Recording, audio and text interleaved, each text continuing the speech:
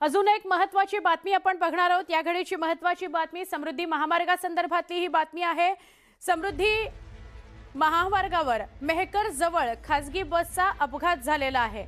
समृद्धी महामार्गावर अजून एक अपघात, खासगी बसची ट्रॅव्हल्सला धडक बसल्याचं समोर येत आहे। पिंपरी माळी या गावाजवळ खासगी प्रवासी बसचा भीषण अपघात झाला। या अपघातामध्ये 25 प्रवासी जखमी झाले, दोघांची प्रकृती गंभीर आहे।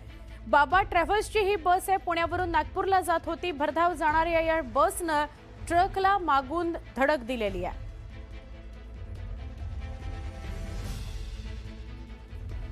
आमचे प्रतिनिधी राहुल खंडारे यांच्याशी आपण अधिक बोलूया। राहुल, या बसची परिस्थिती बघितल्यावर अपघात किती भीषण होता याची कल्पना येते, काय अपडेट? खरं सुवर्ण अपघात जो आहे तो अतिशय भीषण असा अपघात होता। सकाळच्या दरम्यान समृद्धी महामार्गावर मेहकर फाट्याजवळ हा संपूर्ण एसटी बसचा आणि ट्रकचा अपघात झालेला आहे।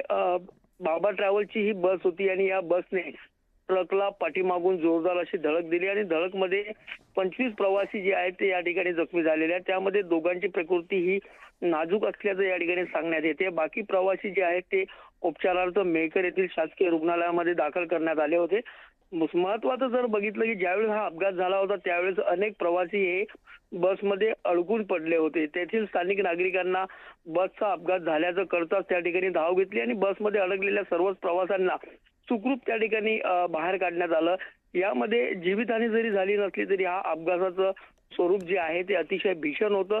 ट्रकला मागून धडक दिल्यामुळे हा संपूर्ण अपघात घडला असल्याची माहिती जी आहे ती या ठिकाणी सांगण्यात येत आहे। बाबा ट्रॅव्हलची ही बस होती आणि पुण्यावरून ही नागपूरकडे जात असताना हा मेहकर फाट्यावर घडलेला भीषण अपघात आहे।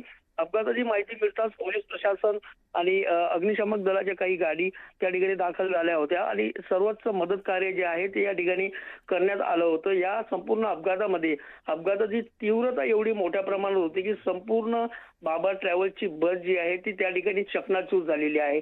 सुदैवाने यामध्ये जीवितहानी जरी झाली नसली तरी 25 प्रवासी हे यामध्ये जखमी झाले आहेत आणि सर्वांवर उपचार त्या ठिकाणी शासकीय रुग्णालयामध्ये सुरू आहेत। नक्की नक्की राहुल, धन्यवाद आपण माहिती दिली त्याबद्दल।